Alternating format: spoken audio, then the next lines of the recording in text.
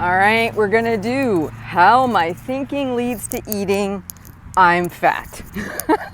I can't actually believe that it's taken me this long to put this video together, but it was a serendipitous moment this week where I literally had 3 different coaching clients send me messages saying my lower brain woke up this morning, saw my scale weight, and said I'm fat. And then it went on to tell me all the reasons I'm fat and all the reasons I'm not going to make any progress. And it was interesting because, see, they only hear their own experience. They are not on the receiving end of hearing 3 separate human beings in 3 separate states, all in 3 separate weight categories, saying the exact same thing. And the reason this is hugely important, okay, is because it's not an original thought. It's not a thinking brain thought. It's this lower brain who knows that you're super sensitive about weight. Otherwise, you probably wouldn't be here. Everyone's got sensitivities to different things, right? Like if you struggled with money growing up, you're probably super sensitive about finance. And when the stock market takes a downward turn, you panic and freak out and you call up your financial guy, right? If you're somebody who's always struggled with feelings of worthiness, you're hustling to make other people like you and you're doing all this stuff and getting accolades and stuff is really important to you. Everyone's got different sensitive areas. For us, it's weight. Maybe you were teased when you were a kid. Maybe you're put on a diet when you were little. But it's a very sensitive subject. So when you step on the scale and you see a number that you have a story about that you deem is unacceptable or higher than you would like it to be, that story or that lower brain kicks in with you're fat. And then it proceeds to fix said problem. But here's something cool, and I just want to shed some real light on this because I think the more you can hear how someone else might struggle with this and show up for them, you might better be able to help yourself, okay? So 3 different clients this week, all different weights. One was 125, stepped on the scale, 125, fat. Even though she worked to get there, that was a big deal at one point, now that's not acceptable. Another client, 226. I'm fat.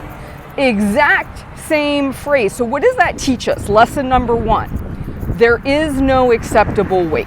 Let's just throw that card out on the table.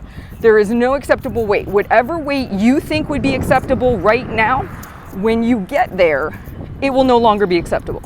Because if you go back to that book I told you about, Dr. Amy Johnson's Just a Thought, one of the things she really highlights in there is brains will never say you're done. Brains will never say you're good enough. You always have to strive for better because it's that competitive thing.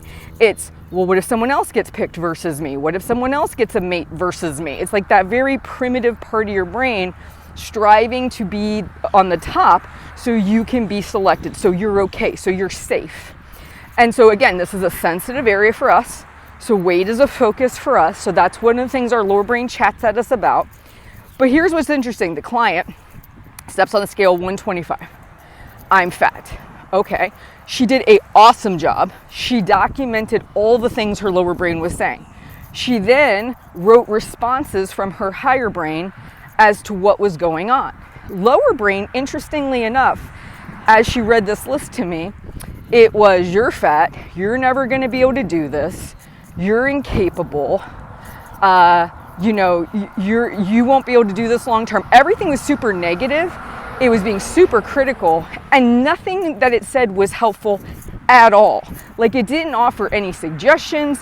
It didn't offer any words of encouragement, nothing. Her higher brain, however, that came back in was very well thought. It was, oh, you know what? We have been eating out a little bit more this last couple weeks, and we have been taking the kids out to get more treats and snacks versus eating at home. I've noticed that that's been a big transition. Maybe that's where our weight creep up has occurred, right? And what I highlighted to her was her higher brain gave her actual things she could work on and do something about. Her lower brain did not. So there's a few things I'd like you to walk away from this video with. 1, the only reason a weight triggers the thought you're fat is because you have a story about another weight that you think is acceptable. When you get to that weight, it will no longer be acceptable. It's that striving, it's the striving for more, striving for better. And I'm telling you this from a real world situation. I can't tell you how many ladies I have helped get to their goal weight. They get there, they're still not happy. They say, maybe this isn't a good weight for me, maybe I need to lose some more. Happens all the time. Because that's just the way their brain is wired. It's not because there's anything wrong with the weight they're at, or the weight that they want to get to, or the weight that they even were 10, 20 pounds ago.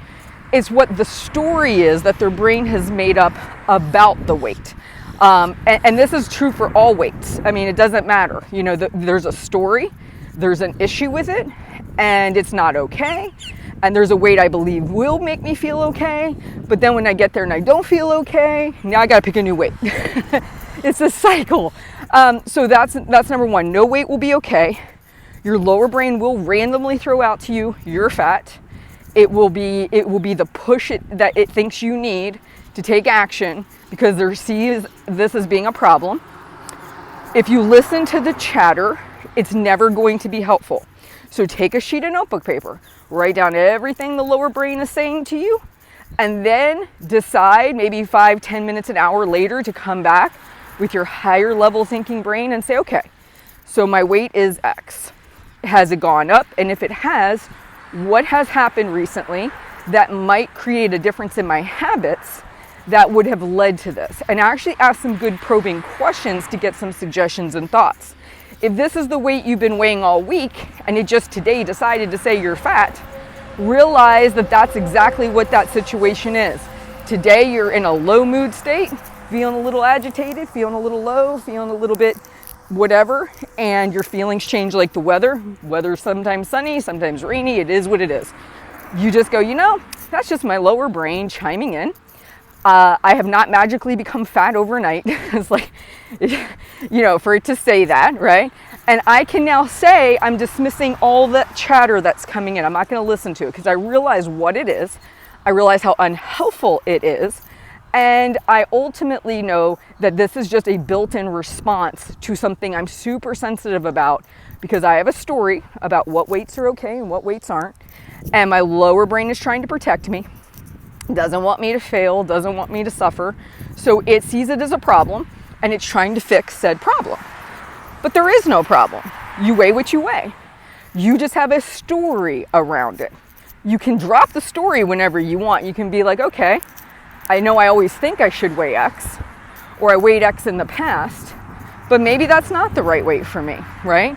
Maybe I'm supposed to be a different weight. But if I let my habits and actions dictate where I settle, and I let it be what it is, that's a much different place than saying you know what you should weigh and what is acceptable for you, and you can slowly even let go of your story around the weight. So I just want to share this with you because when you see 3 different human beings saying the exact same thing, all at different weights, all having different backstories, what you realize is it's not special. You know, it's not something that was crafted just for you. It literally is kind of the way that our heads are pre-programmed. If you had an issue with money and the stock market took a crash, you would hear, oh my God, maybe I should go and pull my money out. I'm gonna lose all my money. I'm gonna be homeless. I'm gonna, you would hear a different lower brain fear dialogue based on the fact that you're concerned about money. If you're somebody who's not concerned about money because you're well off or you've really planned well or you really understand how the stock market works, you might have a totally different response. So we only have these responses. I had a lady talk to me the other day. She says, I don't think I get very emotional about things. She says, but I hear sometimes in the morning in my head, you're fat. And I said, I got news for you. I said, you might not think you're emotional, and you might not. You might not cry and, you know, have a big to-do about it. But the fact that your brain is telling you you're fat, that's the dialogue going on in your head. It's highlighting for you the area you're the most sensitive about, and it's trying to fix a problem that it sees because you have a story about what you should weigh. You have a story, and as we dug, she kind of saw that more. But a lot of times people think it's not emotional, they think it's not their lower brain for all these different reasons.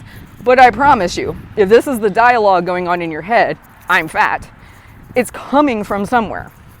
And your only job is to, one, start to maybe change your mindset and thinking around what weights are acceptable. Two, when you hear it, immediately dismiss it. Lower brain, saying I'm fat, thinking there's a problem, giving me a list of things to do, creating stress and anxiety. I can totally ignore it. Not legit. That would be your superpower to take forward. All right, guys, I hope this video helps. I would hope you would like and subscribe, share the video, because I guarantee you almost every red-blooded woman in the world has had the thought, I am fat. All right, guys, I'll talk to you soon.